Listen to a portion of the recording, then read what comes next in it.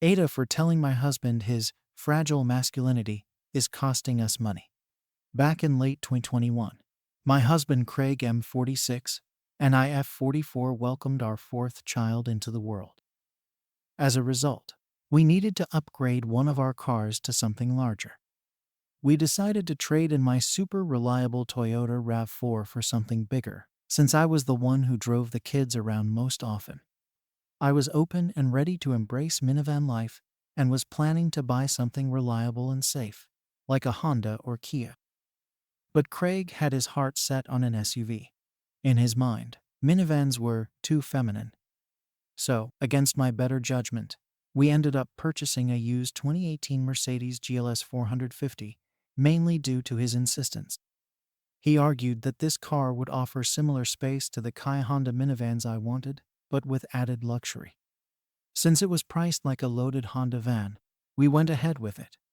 After 2 years, I can safely say we made the wrong choice. While the car does have good passenger space, it doesn't seem to have as much cargo room as those minivans. The reliability has been junk. The car has had 8 recalls during our ownership. Even when not recalled, it spends too much time at the dealership because something always seems to be broken. Some repairs have been covered under warranty, but we've still shelled out over $9K maintenance not included. The car hasn't even racked up that many miles. Below are just some of the annoyances. The shifting can be rough. Sometimes I press on the gas and the car barely moves, and when it does, it's jerky. The shifting can be rough. Sometimes I press on the gas and the car barely moves, and when it does, it's jerky. For the past few weeks, the check engine light has been turning on randomly. Numerous electronic issues. Since the car's problems have stepped up in the past few weeks, I'm beyond fed up. I don't feel safe driving it around with my kids, and I've even started getting nightmares about it stranding us in the middle of nowhere. Craig always downplays this and claims that it's normal for the car to have some issues. Making things worse somehow, Craig's sedan has started developing issues lately. It has begun to refuse to start some mornings, and will sometimes shut itself off when it comes to a stop sign or red light. On Saturday, I was supposed to drive our eldest to his soccer game and then take my younger kids to the doctor's office. When I turned on the Mercedes, it sounded very rough. The engine light was on, and the temperature reading was extremely wrong. I don't bother risking it and end up Ubering with the kids. I told Craig about it that night.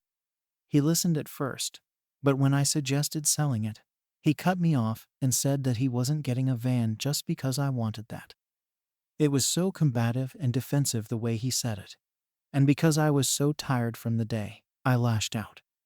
We argued, it got heated, and I ended up saying, "Your fragile masculinity is costing our family so much money." In retrospect, maybe my tone was harsh, but he was being needlessly difficult. We haven't really spoken much since then.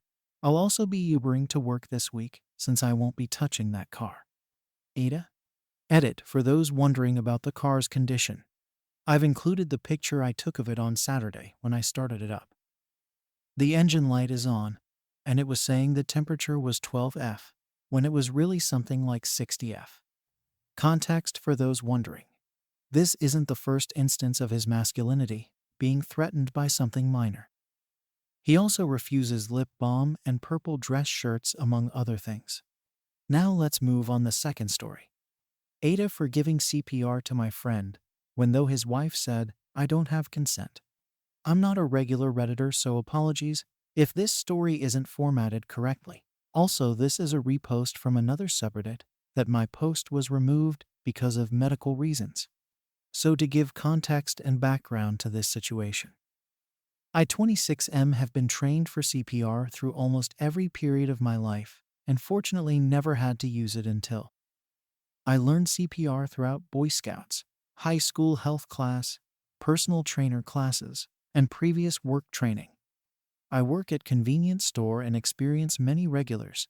This regular, for example, is a man that we will call Jerry. Jerry is in his roughly late 40s, early 50s, And we happen to always have 10-15 conversations on random stuff we bond over. He is also an Eagle Scout, a father, and has a daughter who is about to get married and is over the moon about it. A Star Wars fan and loves sports, so there's something we will always talk about.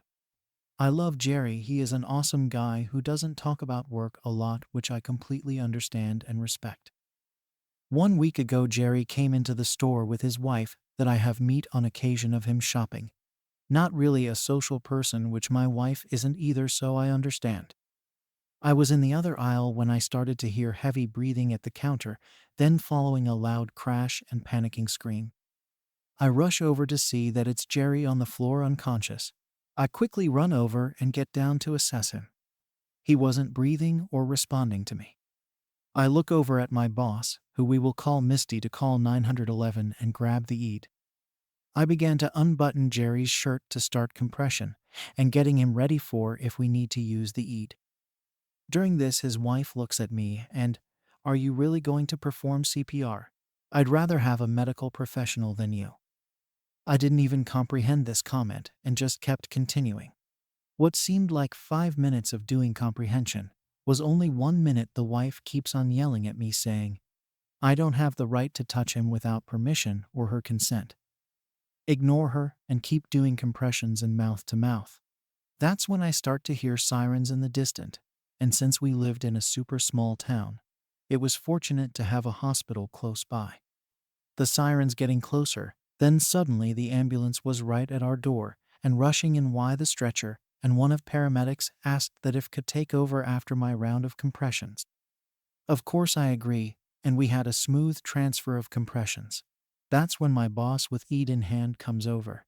And that's when she escorted away from the situation to calm down, while the wife was staring daggers into my soul.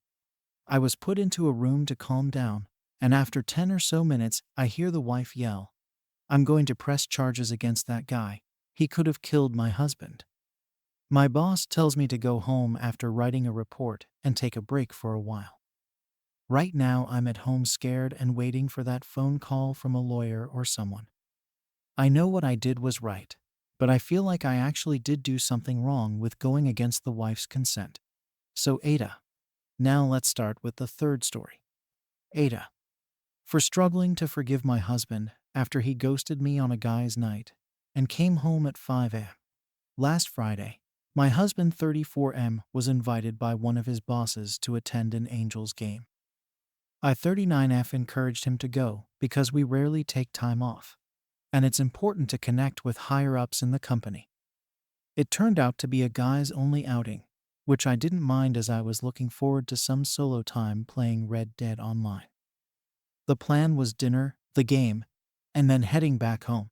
He left around 2 p.m., and the next time I heard from him was at 7:30 p.m., when he sent me a video from his seat behind the Angels dugout. We discussed our plans for the following day, including an early trip to SeaWorld, and shared affectionate messages before he mentioned that he wouldn't be home late, as the game would end at 9 p.m. As the game carried on, I kept an eye out hoping to catch a glimpse of him, and I did. I sent him a text at 9:25 p.m. telling him how crazy the ending of the game was. KC Royals ended up winning after trailing behind most the night. By midnight, with no response, concern started to creep in, but I resisted blowing him up with messages to avoid seeming overly anxious. Despite attempting to keep busy with laundry, my mind was spiraling. By 2 a.m., there was still no sign of him at home or my message being read. Exhausted, and with plans for a family visit to SeaWorld in the morning, I finally drifted off at 4 a.m. to get some rest, as to not be a zombie around our kids, 7F, 4F. However, I was awakened when he returned at 5 a.m., smelling of alcohol and attempting to cuddle me. I immediately jumped up and began asking where the hell he was all night. He explained that he lost track of time in his phone while out and assumed everything was fine after our earlier conversation. He says after the game they came back to his boss's house. Frustrated and tired, I questioned why he didn't just call to let me know about the delay. He claimed he thought I was asleep, disregarding the assurance he gave me earlier that he wouldn't be late. which caused me to worry and stay up in the first place. We argued all the way until 8 a.m., and I ended up just taking the kids to SeaWorld by myself and left him behind. Despite his apologies and assurances these past couple days, I'm finding it really difficult to move past feeling disrespected. Being under the influence isn't an excuse to vanish without a word and dismiss it as unintentional when confronted.